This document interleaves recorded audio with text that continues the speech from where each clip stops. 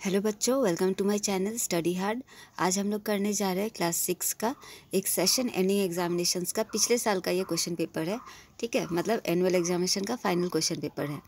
तो ये question paper आपके इस साल के भी एग्ज़ाम्स के लिए बहुत ही ज़्यादा इंपॉर्टेंट रहेंगे। तो इसलिए इस वीडियो को पूरा देखना और क्वेश्चन आंसर्स अच्छे से समझना और फिर नोट डाउन कर लेना। फिर इसका PDF भी प्रोवाइड कर दूँगी, वहाँ से आप डाउनलोड करके लर्न कर ले सकते हो। तो ये आपका इस साल के एग्ज़ाम्स के लिए बहुत ही ज़्यादा इम्पोर्टेंट इसलिए है क्योंकि इसी पैटर्न के क्वेश्चंस हर साल पूछे जाते हैं। ठीक है, तो स्टार्ट करते हैं। पहले आपका कुछ MCQs है। क्वेश्चन नंबर 1 से 8 तक MCQ है। तो फर्स्ट क्वेश्चन है, deficiency of vitamin A causes. Vitamin A का डेफिशिएंसी से हमें क्या होता है? विटामिन ए का डेफिशिएंसी से क्या होता है? लॉस ऑफ विजन होता है। ठीक है, हमारी आंखें खराब हो जाती है। Plants, animals and micro organisms are. Plants, animals और माइक्रो ऑर्गेनिजम्स क्या हुआ? ये सारे बायोटिक कंपोनेंट्स है। जितने भी लिविंग ऑर्गेनिजम्स होते हैं हमारे एनवायरनमेंट में, ये सारे बायोटिक कंपोनेंट्स होते हैं। ठीक है, तो ये हो गया आपका बायोटिक कंपोनेंट्स। फिर how many metres are there in 5 kilometre. 5 kilometres में कितना मीटर होगा? ऑब्वियसली हमें क्या पता है कि 1 किलोमीटर्स में आपका कितना मीटर्स होता है? 1000 मीटर्स होता है ना। तो इसीलिए तो 5 में कितना हो जाएगा? 5 में हो जाएगा आपका 5 इंटू 1000, है कि नहीं? तो हो गया आपका 5000 मीटर्स होता है। Next question, light travels in a. Light कैसे ट्रेवल करता है? लाइट जो है ना वो हमेशा स्ट्रेट लाइन में ट्रेवल करता है। कभी भी लाइट ऐसे ऐसे ट्रेवल नहीं करता, वो हमेशा स्ट्रेट लाइन में ट्रेवल करता है। उसके बाद next question, which of the following gas supplies burning supports burning. कौन सा गैस बर्निंग को सपोर्ट करता है? मतलब कौन सा गैस रहने से ही आग जल सकता है? कौन सा, मतलब इसका मतलब ये कि कौन सा गैस नहीं रहने से आग नहीं जलेगा? तो इसका आंसर होगा आपका ऑक्सीजन। ठीक है, ऑक्सीजन नहीं रहने से आग नहीं जलता है। A cell has how many terminals. एक सेल का कितने टर्मिनल्स है? तो ऑब्वियसली आपको पता है कि इसका आंसर 2 होगा, क्योंकि देखो सपोज़ ये एक बैटरी है, बैटरी का ऊपर में ऐसा होता है ना, तो ये आपका पॉजिटिव टर्मिनल है, नीचे वाला पार्ट जो होता है नेगेटिव टर्मिनल। तो इसका मतलब एक बैटरी के 2 टर्मिनल्स होते हैं।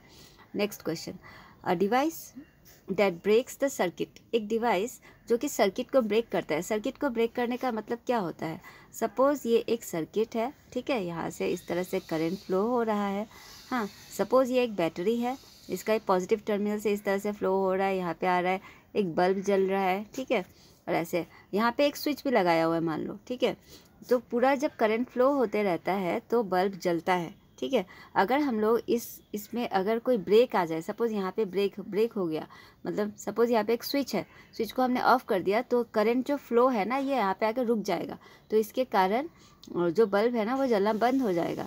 तो इसके लिए तो इससे हमें क्या समझ आता है? Device that breaks the circuit. Circuit को क्या ब्रेक करता है? वो स्विच ब्रेक करता है। इसलिए तो हम लोग जब स्विच बंद करते हैं तो कोई भी इलेक्ट्रिकल अप्लायंस जो होता है ना वो बंद हो जाता है। Next question, which of the following is a magnetic material. तो यहाँ पे कुछ ऑप्शंस दिए हुए हैं, iron, cobalt, gas, both A and B।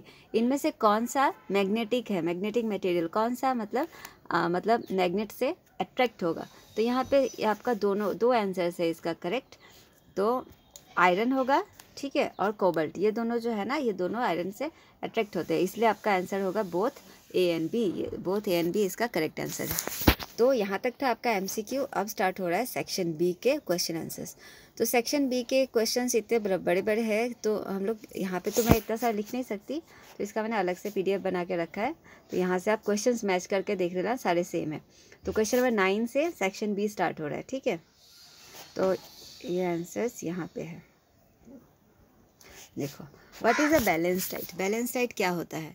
A balance diet is a diet which contains all the nutrients in right amount, है ना, जिसमें सारा न्यूट्रिएंट्स राइट अमाउंट में है, जिस है कि नहीं।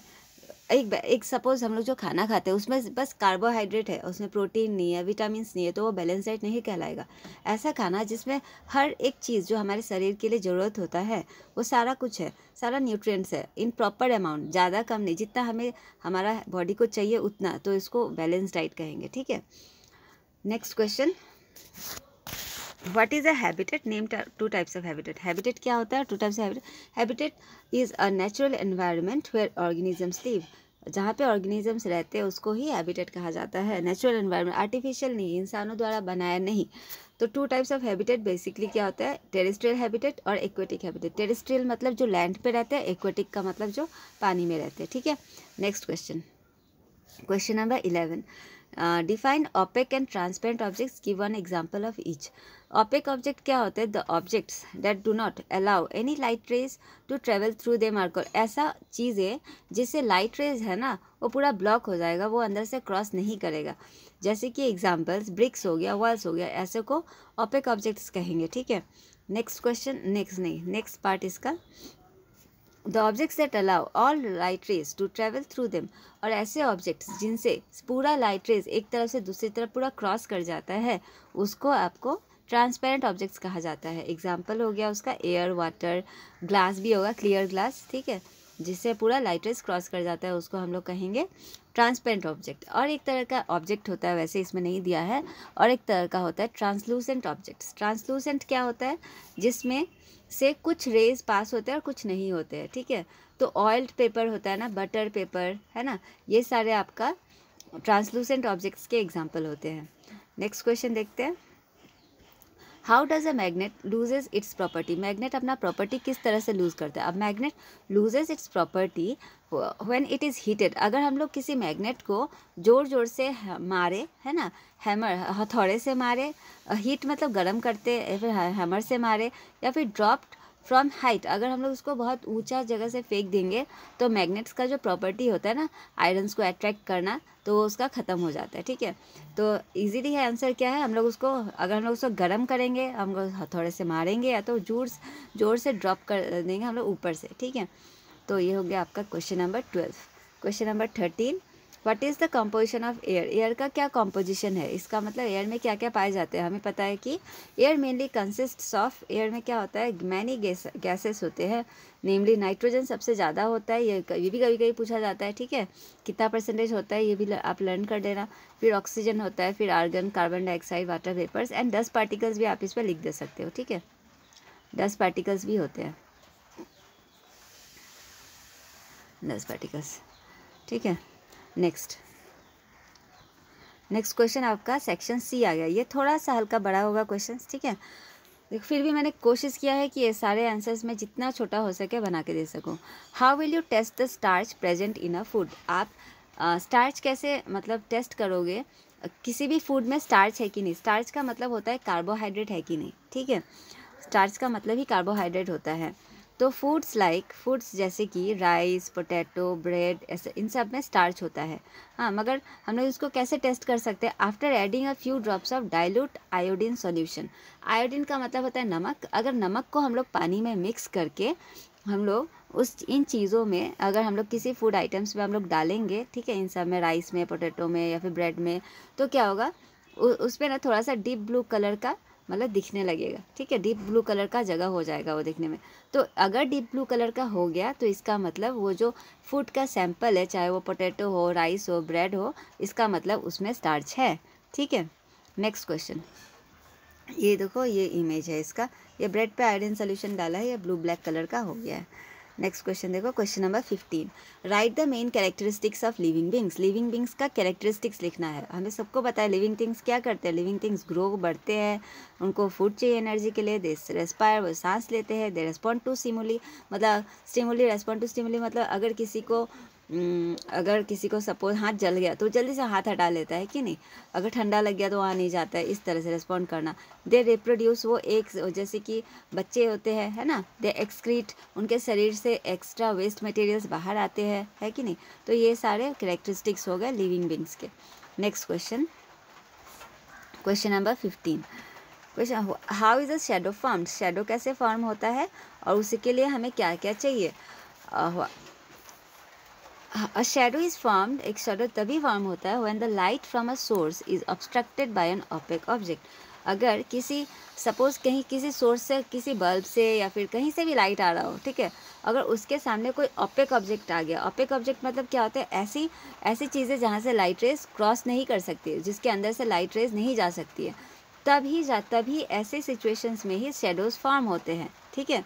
शेडोज़ फॉर्म होने के लिए क्या क्या चाहिए, और things necessary for the formation of shadows are देखो a source of light, obviously light चाहिए होगा ना, कहीं से लाइट आ रहा हो। An opaque object whose shadow has to be formed, और एक ऑब्जेक्ट चाहिए, ऑपेक ऑब्जेक्ट जिसका शेडो हमें बनाना है, और वो शेडो किस पे जाके बनेगा, एक स्क्रीन भी चाहिए, ठीक है। वो शेडो जाके जिस चीज़ पे बनेगा वो स्क्रीन भी चाहिए, मतलब 3 चीज़ें चाहिए हमें ये शेडोज़ बनाने के लिए, ठीक है। Next question, the handles of the tools like screw drivers and pliers use by electricians have repair work usually have plastic और रबर कवर्स। देखो जो इलेक्ट्रिशियंस लोग स्क्रू ड्राइवर या प्लायर्स यूज़ करते हैं, उनके हैंडल्स जो होते हैं ना वो रबर से बने होते हैं, तो प्लास्टिक से, ऐसा क्यों, क्या आप एक्सप्लेन कर सकते हो? देखो क्वेश्चन आंसर देखो, यह पूरा आपका क्वेश्चन से ही इतना लिखना है। The handles of the tools like screw and pliers use by electricians for repair work usually have plastic rubber covers on them तक पूरा क्वेश्चन से लिखना है, बस इतना आपको लिखना है। देखो to protect the electrician from electric shock, क्योंकि वो क्या होता है, वो जो रबर होता है ना वो एक इंसुलेटर होता है, उससे इलेक्ट्रिसिटी क्रॉस नहीं कर सकता है। जिन चीज़ों से इलेक्ट्रिसिटी क्रॉस नहीं कर सकता है उनको इंसुलेटर कहते हैं, और जिन चीज़ों से इलेक्ट्रिसिटी क्रॉस कर सकते हैं उनको कंडक्टर्स कहते हैं, ठीक है। तो रबर से इलेक्ट्रिसिटी क्रॉस नहीं कर सकता है, तो इसीलिए इलेक्ट्रिशियन जब भी वो रबर का ग्लव्स ये सब पहन के अगर काम करता है तो क्या होता है, उसको शॉक नहीं लगता, इलेक्ट्रिक शॉक नहीं लगता है। तो इसी कारण से यहाँ जो प्लायर्स इन सब के जो हैंडल्स होते हैं ना उनमें ये लगे होते हैं, रबर कवर्स या फिर प्लास्टिक लगे होते हैं। नेक्स्ट क्वेश्चन देखो section D, name the following, आपको बस बताना है इसमें क्या होगा। The nutrients which give us energy, ऐसा न्यूट्रिएंट जो हमें एनर्जी देता है, क्या होगा, एनर्जी देता है हमें carbohydrates. The nutrients that is needed for growth and maintenance our body, हमारे बॉडी का ग्रोथ के लिए क्या होता है, बचपन से पढ़ते आ रहे हो, इसका आंसर होगा प्रोटीन। और vitamin required for good eyesight, देखो गुड आईसाइट के लिए क्या होगा, विटामिन ए जरूरी होता है। Mineral that keeps our bones healthy, एक मिनरल जिससे हमारा बोन्स हेल्दी होता है, ऑब्वियसली कैल्शियम होता है जिससे हमारा बोन हेल्दी होता है। Next, a mineral whose deficiency causes the disease goitre, goitre एक तरह का डिसीज है जो कि गले में हो जाता है ना, आपने इमेज देखा होगा कि गला थोड़ा सा फुला सा आवाज हो जाता है, ठीक है। तो ये आपका आयोडीन के वजह से होता है, आयोडीन बेसिकली वो मतलब होता है नमक, नमक का कमी के कारण ऐसा हो जाता है, ठीक है। Next question, draw label diagram of a cactus, cactus का आपका लेबल डायग्राम बनाना है। How are cactus adapted to survive in a desert, तो कैक्टस डेजर्ट में कैसे सर्वाइव करते हैं, है ना, इतना ज़्यादा धूप होता है, वहाँ पानी नहीं होता, कैसे सर्वाइव करते हैं, ये हमें पूछा है। तो ये हो गया आपका कैक्टस का लेबल डायग्राम। ये हो गया फ्लावर्स है, इसमें स्पाइंस है, स्पाइंस की जगह आप थॉर्न्स भी लिख सकते हो। यहाँ पे रूट्स है, रूट्स इसका तो लंबा लंबा बनाना होता है, वैसे इतना इमेज में बहुत छोटा हो गया। आर्म्स, स्टेम्स, इस तरह से, ठीक है। नेक्स्ट देखो कैसे अपने आप को अडेप्ट किया, ये देखो, cactus are adapted to survive in a desert because, कैसे रहते हैं, देखो लीव्स जो होते हैं ना कैक्टस के, वो स्पाइंस में कन्वर्ट हो चुके होते हैं, ठीक है, स्पाइंस में कन्वर्ट हो चुके होते हैं। इसके कारण क्या होता है, उनमें पानी बहुत कम लॉस होता है। जैसे कि जितना मान लो सपोज इतना बड़ा लीफ है उसका, अगर ऐसा वाला लीफ होता तो इसमें इस पत्ते में जितने वाटर्स होते तो उतना तो वो इवापोरेट होता ना, जितना ज़्यादा सरफेस एरिया होगा उतना इवापोरेट। और सपोज थॉर्न्स, ऐसे पतला सा थॉर्न है तो यहाँ से पानी कहाँ से निकलेगा, तो थॉर्न्स है, तो कैक्टस के जो लीव्स होते हैं ना वो थॉर्न्स में बदल जाते हैं, तो जिसके कारण पानी वहाँ से बाहर नहीं निकल पाता, इवापोरेट नहीं हो पाता, ठीक है। नेक्स्ट देखो, the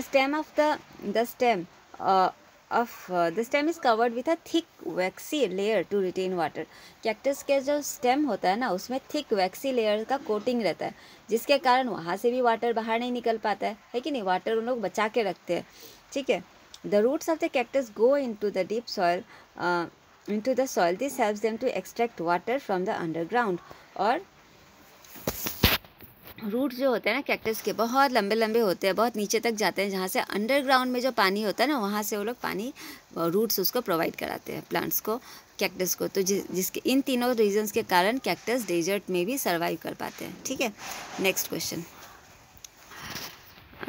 right any four properties of magnet, magnet का 4 प्रॉपर्टी क्या होगा। पहला प्रॉपर्टी देखो, a magnet always has 2 poles, एक मैग्नेट जो होता है ना उसका हमेशा 2 पोल्स होता है। 2 पोल्स होने का मतलब क्या है, सपोज ये एक मैग्नेट है तो इसका तरफ नॉर्थ है, इसका तरफ साउथ है, इसका मतलब ये नॉर्थ पोल, ये साउथ पोल, ठीक है। नेक्स्ट देखो, like poles repel and opposite poles attract, suppose देखो 2 पोल्स है इस तरह से, सॉरी 2 मैग्नेट्स है, इधर नॉर्थ है इधर साउथ है, इधर नॉर्थ है, इधर साउथ है, तो ये दोनों लाइक है ना, तो ये दोनों मैग्नेट्स एक दूसरे को धकेलेंगे, एक तरह के पास नहीं आएंगे, दूर दूर जाएंगे, ठीक है। मगर वही अगर दो मैग्नेट्स है, सपोज ये साउथ है, इसके तरफ इधर नॉर्थ है इसका, ठीक है, तो ये दोनों मैग्नेट्स आपस में ये दोनों मैग्नेट्स आपस में चिपक जाएंगे, दोनों एक दूसरे के तरफ आएंगे, ठीक है। तो इसको कहते हैं कि लाइक पोल, सेम होने से रिपेल दूर जाते हैं, और अपोजिट होने से क्या होता है, अट्रैक्ट होते हैं, ठीक है। तो ये था। फिर देखो, if you break up a magnet it will lead to smaller magnets. अगर बोला कि अगर एक बड़े से मैग्नेट को आप तोड़ देते हो तो छोटे छोटे मैग्नेट्स में बदल जाएंगे, और उन सब छोटे मैग्नेट्स का नॉर्थ पोल और साउथ पोल दोनों ही रहेगा, ठीक है। ऐसा नहीं कि एक बड़े मैग्नेट को तोड़ दिया आपने आधा आधा, एक तरफ नॉर्थ पोल चला गया, एक तरफ साउथ पोल चला गया, ऐसा नहीं होगा, ठीक है। दो टुकड़े में बट गया तो दोनों में सेपरेटली एक नॉर्थ पोल साउथ पोल बन जाएगा और एक नॉर्थ पोल साउथ पोल बन जाएगा, इस तरह से। फिर नेक्स्ट देखो, the strongest regions of the magnet are near its pole. एक मैग्नेट का जो सबसे ज़्यादा एनर्जी किधर होता है, मैग्नेटिक पावर ज़्यादा किधर होता है, नॉर्थ पोल और साउथ पोल, मतलब साइड्स में, पोल्स में होता है, ठीक है, बीच में कम होता है। फिर नेक्स्ट क्वेश्चन है आपका, draw a compass needle. Compass needle draw करता है। कॉम्पास नीडल क्या होता है, कॉम्पास नीडल हम लोग यूज़ करते हैं ट्रेवल करते वक्त लोग यूज़ करते हैं, है ना, डायरेक्शंस जानने के लिए, ठीक है। ये एक मैग्नेटिक के ऊपर डिपेंड करता है। कॉम्पास का जो ये रेड कलर का जो नीडल है ना, वो हमेशा नॉर्थ की तरफ शो करता है, जिसके कारण जो एक्सप्लोरर्स होते हैं ना, उनको रास्ता पता चलता है कि वो जिधर शो कर रहा होगा उधर नॉर्थ है, मतलब रेड कलर जिधर शो कर रहा है उधर नॉर्थ है। नॉर्थ जानने के बाद बाकी डायरेक्शन तो खुद ब खुद पता चल जाता है, इस तरह से। नेक्स्ट क्वेश्चन देखो, section E, When a body is moving in a straight line path, अगर कोई चीज़ पूरे सीधे रास्ते जा रहे हो तो उसको क्या कहते हैं, वो बोलते हैं कि वो रेक्टिलिनियर मोशन है। कोई चीज़ अगर सीधा जा रहा है, सपोज एक कार सीधा जा रहा है, तो वो उसका क्या मोशन है, रेक्टिलिनियर मोशन।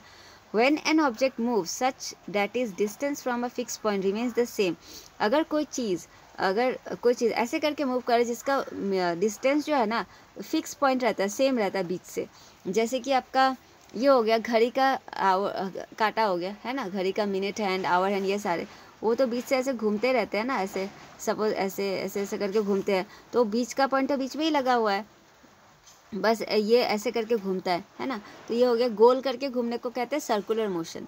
उसके बाद नेक्स्ट हो गया, for example moon revolves around the sun, और यहाँ पे एग्जांपल दिया मून का, मून भी सन के अराउंड रिवॉल्व करता है। When an object moves to and fro from mean और constant position repeats the motion, it is called periodic motion. अगर कोई ऑब्जेक्ट जब भी टू एंड फ्रो मूव करता है, जैसे कि ऐसे ऐसे झूला जैसा, है ना, पेंडुलम जैसा, एक बार इधर एक बार इधर, इस तरह से, तो उसको पीरियोडिक मोशन कहते हैं, ठीक है। तो यहाँ पे एग्जांपल्स क्या दिया है, पेंडुलम दिया है और रेस कार दिया है, taking laps of circuit. Race car जो होता है ना, वो जो ऐसे ऐसे एक ही पीरियोडिक, मतलब सेम पीरियड में वो लोग घूमते रहता है ना, तो उसका ऐसा नहीं कि मिडिल पॉइंट सेम ही होता है, रास्ता अलग अलग होता है, ठीक है, पूरा गोल नहीं होता है, तो इसलिए वो सर्कुलर नहीं होगा, ये पीरियोडिक में आएगा। नेक्स्ट, इसके ऊपर कुछ क्वेश्चंस दिए गए हैं, यहाँ पे पढ़ते हैं, देखो। Which of this is an example of periodic motion, इनमें से कौन सा पीरियोडिक मोशन का एग्जाम्पल है, देखो। The earth revolving around the sun, earth अगर सन के अराउंड घूम रहा वो। The movement of the flag, flag का लहराने का। A bus moving forward on a curve road, अगर कोई बस कर्व रोड में घूम रहा हो, ठीक है। A ball bouncing after being dropped on the, अगर एक बॉल बाउंस होके ड्रॉप होने का बाउंस हो रहा हो, ठीक है। इनमें से कौन सा होगा, इसका आंसर सबको ज़्यादातर को लगता है कि बॉल वाला होगा, मगर इसका आंसर द अर्थ वाला है। द अर्थ जो है ना, इसलिए होगा the earth revolving around the sun होगा, क्योंकि अर्थ जो है ना वो उसका सन की तरफ, मतलब पीरियोडिक मोशन, उसका एक टाइम है ना, वो पूरा 365 डेज में वो अपना जो वो पूरा सर्कुलर, पूरा गोल भी नहीं घूमता, आप इसमें कंफ्यूज मत होना, ठीक है। The earth revolves around the sun जो है ना पूरा पीरियोडिकली, मतलब उसका जो 365 डेज में वो सन का एक चक्कर लगाता है ना, तो वो उसका एक पीरियड है कि नहीं, वो बदलता नहीं है, सेम पीरियड में वो सेम जगह में रहता है, तो इसलिए वो ये आपका आंसर ये होगा। आप गलती से ये वाला मत देना, नहीं तो रॉन्ग हो जाएगा, ठीक है। Next question, which of this conditions is necessary for rectilinear motion, rectilinear motion क्या था, जो स्ट्रेट चलता है, तो इसलिए इसका आंसर होगा आपका moving on a straight line, ये आपका करेक्ट आंसर होगा। Next question, which type of motion does the rotation of a minute hand show करता है, मिनट हैंड क्या, वो तो गोल गोल घूमता है, पूरा गोल घूमता है, और बीच में तो वो बीच में उसका डिस्टेंस तो सेम ही रहता है बीच से, तो इसका हो जाएगा आपका सर्कुलर मोशन, ठीक है। Next question, which type of motion does a pendulum show? Pendulum कैसा शो करता है? जस्ट थोड़ी देर बताया था पेंडुलम कैसे घूमता है। सपोज ये एक पेंडुलम है, वह इधर की ओर जाएगा, फिर ऐसे आके फिर इधर की ओर जाएगा, तो ऐसे ऐसे घूमता है ना, तो ये हो गया आपका पीरियोडिक मोशन। ठीक है, next question, name of the motion of the needle, needle of swing में सिलाई मशीन होता है ना, उसका नीडल वो तो ऐसे ऐसे रहता है ना, ऐसे ऐसे आता है ना, है कि नहीं, कपड़ा इधर से जाते रहता है, ऊपर से आता है, तो ऊपर नीचे टू एंड फ्रो होता है ना, इसलिए ये हो गया periodic motion. Next question, Ravi fills steel vessel, Ravi एक बर्तन लेता है स्टील का जिसमें पानी भर देता है और उसको थोड़ा सा गर्म करता है। उस गर्म करने पर क्या होता है, उस वेसल में थोड़े थोड़े बबल्स आ जाते हैं, एयर बबल्स आ जाते हैं। ये किस कारण होता है, ये पूछा है। देखो, where does the bubble come from, bubble कहाँ से आया? देखो पानी में भी एयर मिक्स होता है ना, है कि नहीं, तब देखो मछलियाँ ये सब भी तो पानी में जो एयर मिक्स होता है ना, वो वहाँ से लेती है ना, डिजॉल्व अपने गिल्स के थ्रू। तो हमें पता है कि पानी में एयर मिक्स होता है, तो वही एयर जब गर्म होता है ना, भाप बन के ऊपर आना चाहता है, तो वही बबल्स फॉर्म हो जाता है। तो bubbles come from the dissolve air, come from air dissolve in water, जो पानी में एयर डिजॉल्व था ना, वहाँ से मतलब बबल्स आए। इतना लिखने से हो जाएगा। Next, nitrogen is present largest, obviously nitrogen gas है ना, वो सबसे लार्जेस्ट अमाउंट में प्रेजेंट होता है, 78% तो नाइट्रोजन ही होता है। नेक्स्ट क्वेश्चन, इसलिए ये होगा ट्रू। व्हाट मेक्स अ फिरकी रोटेट, फिरकी क्या होता है? बच्चे जो खेलते हैं ना, जो लेके दौड़ने से क्या होता है, वो गोल गोल घूमने लगता है कि नहीं, जो मेला ये सब में खरीदने को मिलता है।